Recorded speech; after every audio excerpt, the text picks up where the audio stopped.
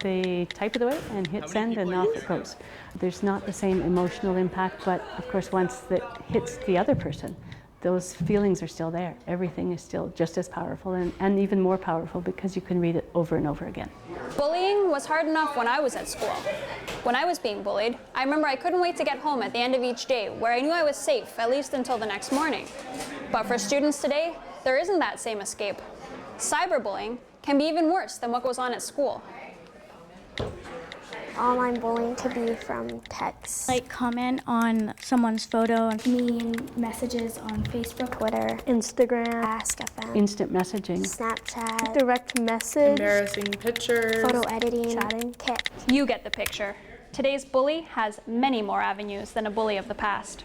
One of my friends was bullied on one of those sites. I got to the school and she was scared to go to school. It was like a place where you wouldn't want to be. It takes away the awkwardness or pressure of having to actually look someone in the eye and say nasty things. Sometimes they feel that because they're speaking over the internet, that they're writing something down, that it doesn't matter. They wouldn't even have the idea of saying something like that to another student face to face. But bullying is broader than just the victim and the bully. Principal Karina Junk says that the bystander is just as instrumental as the other two people involved. The bystander is always that person who's not emotionally tied up in that situation. Within 10 seconds, 50% of bullying incidents can be turned around. And it's just by the bystander stepping in and saying, let's go, let's walk away from this. Many cyberbullying incidents can be fixed with a simple comment from a bystander. But unfortunately, some escalate and call for other measures. If it was really bad, like it depends on how bad it was, but if it was really bad, you could go to the police.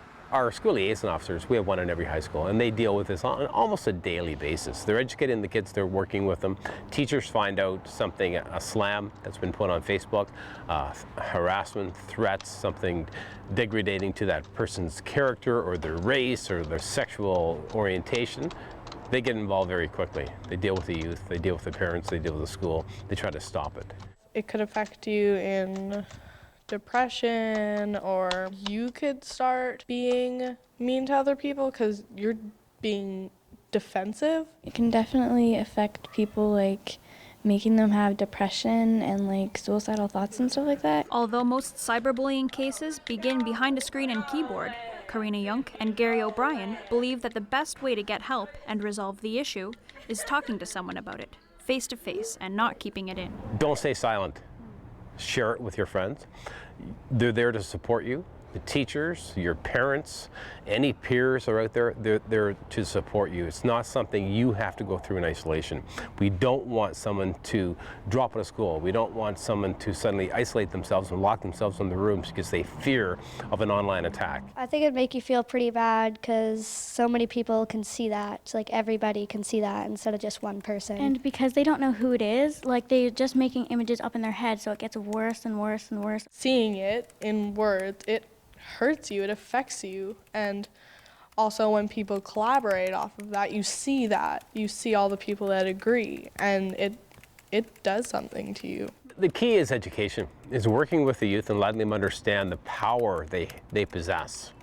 Like, we understand social media is very engaging, and the youth today are using it almost 24/7, but use it in a positive sense. Share positive pictures, share positive thoughts. I think we need to have a lot more that happens face to face. And it's great to have our online connections, but it is also something where you have to be careful of how you present yourself and thinking about presenting yourself as if you were face to face. It's important to keep having conversations about cyberbullying.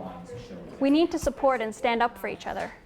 And we need to remember that at the end of the day, behind the keyboards and fancy usernames, we're all just people with feelings. In Nanaimo, I'm Fiona Shedden.